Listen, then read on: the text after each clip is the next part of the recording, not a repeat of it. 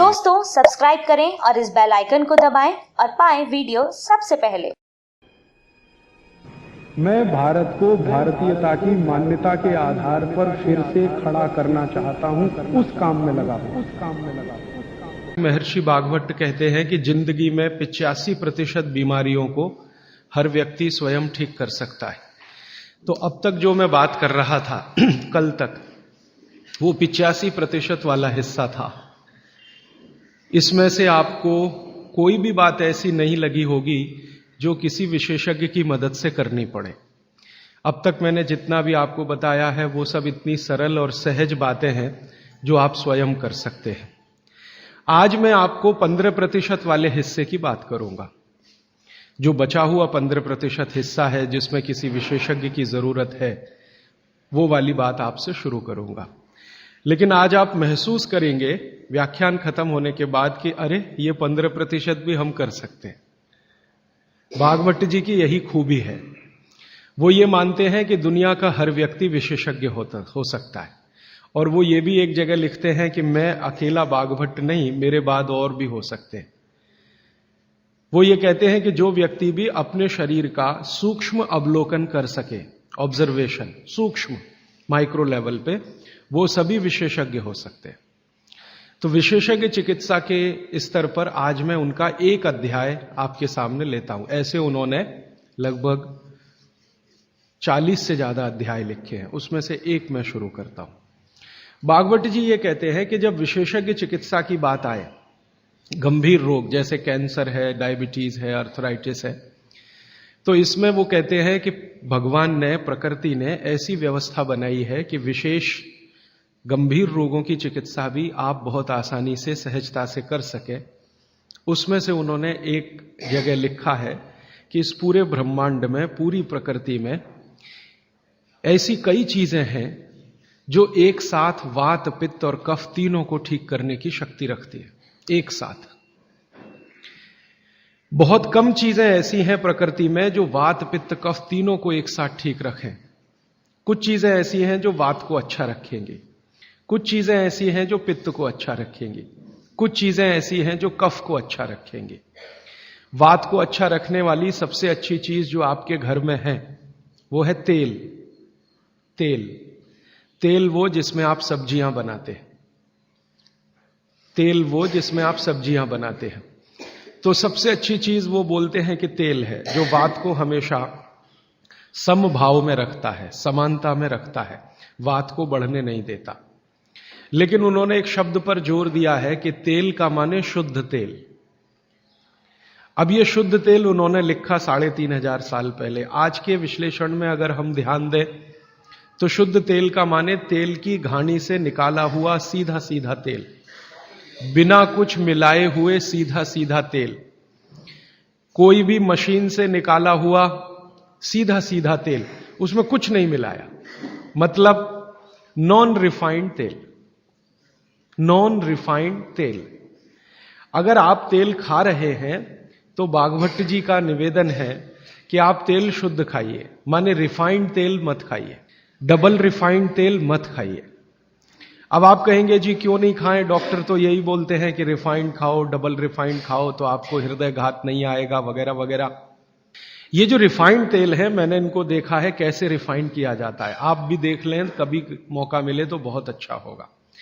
किसी भी तेल को रिफाइंड करने में 6 से 7 केमिकल इस्तेमाल होते हैं और डबल रिफाइंड करने में 12 से 13 केमिकल इस्तेमाल होते हैं। वो सब केमिकल मनुष्य के द्वारा बनाए गए हैं प्रयोगशाला में। भगवान का बनाया हुआ एक भी केमिकल तेल को रिफाइंड नहीं कर सकता। भगवान का बनाया हुआ माने प्रकृति का दिया हुआ, जिसको आप अंग्रेजी में कहते हैं ऑर्गेनिक। ऑर्गेनिक एक भी केमिकल नहीं है जो तेल को साफ कर सके, एक भी केमिकल दुनिया में नहीं है। जितने भी केमिकल तेल को साफ करने के लिए उपयोग किए जाते हैं वो सब इनऑर्गेनिक है, और इनऑर्गेनिक केमिकल ही दुनिया में जहर बनाते हैं और उनका कॉम्बिनेशन जहर की तरफ ही लेके जाता है। आज की दुनिया में मॉडर्निज्म के नाम पर, आधुनिकता के नाम पर जितने इनऑर्गेनिक केमिकल्स जगह जगह इस्तेमाल हो रहे हैं, वो सब आपको धीरे धीरे उस तरफ ले जा रहे हैं जहां आप जहर अपने ही शरीर में पैदा कर दें। इसलिए रिफाइंड तेल, डबल रिफाइंड तेल गलती से भी मत खाइए। भागवत जी कहते हैं कि जिंदगी भर वात को ठीक रखना है, जिंदगी भर। तो वात को ठीक रखने के लिए सबसे सरल चिकित्सा वो बोलते हैं वो तेल का ही है। वो कहते हैं शुद्ध तेल खाइए। शुद्ध तेल माने घानी से निकाला हुआ तेल। अब आपके मन में दो प्रश्न आएंगे तुरंत कि शुद्ध तेल में तो बास बहुत आती है। हां, सीधा प्रश्न। दूसरा प्रश्न आएगा जी शुद्ध तेल बहुत चिपचिपा होता है, गाढ़ा होता है, चिपचिपा होता है और बास अलग से आती है। हम लोगों ने जब शुद्ध तेल पर भारत देश के कुछ वैज्ञानिकों की मदद से काम किया, एक तरह से कहें रिसर्च किया, तो पता चला कि तेल का जो चिपचिपापन है वो उसका सबसे महत्वपूर्ण घटक है।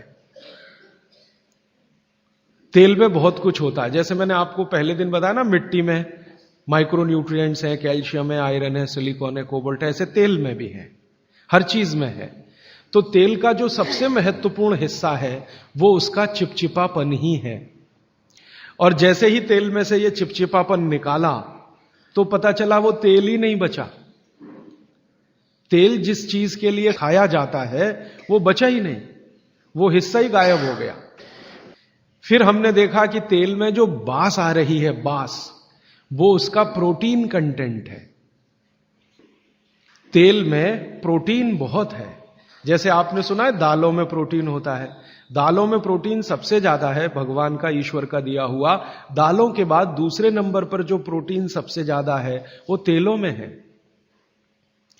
तो आप जो तेल में देख रहे हैं कि उसकी बास है, वो बास जो है ना, उसका ऑर्गेनिक कंटेंट है प्रोटीन के लिए। 4-5 तरह के प्रोटीन है सभी तेलों में। आप जैसे ही तेल की बास निकालेंगे उसका प्रोटीन वाला घटक गायब हो जाता है।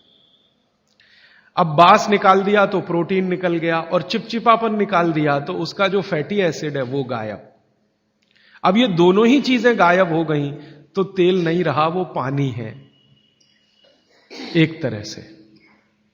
इसलिए भागवत जी ने सूत्र लिखा कि जिंदगी भर वात की चिकित्सा अगर आपको करनी पड़ जाए तो बेहतर है कि आप शुद्ध तेल खाएं तो वात की चिकित्सा ही ना करनी पड़े। और मैंने आपको सबसे पहले दिन बताया था कि दुनिया में सबसे ज्यादा रोग वात के ही हैं, सबसे ज्यादा रोग। ये घुटने दुखना से लेकर कमर दुखना, हड्डियों में दर्द, ये वात के तो रोग है ही। सबसे खतरनाक वात का रोग है हार्ट अटैक, हृदयघात। सबसे खतरनाक बात का रोग है पैरालिसिस। सबसे खतरनाक बात का रोग है ब्रेन का डैमेज हो जाना। तो ये खराब से खराब जो रोग आपकी जिंदगी में है, इनमें वात के खत्म हो जाने की या वात के पूरी तरह से बिगड़ जाने की भूमिका सबसे बड़ी है। दोस्तों, सबसे पहले तो चैनल सब्सक्राइब करें, फिर लाइक, कमेंट और शेयर करें। और हाँ, हमारा एंड्रॉयड ऐप डाउनलोड करना ना भूलें।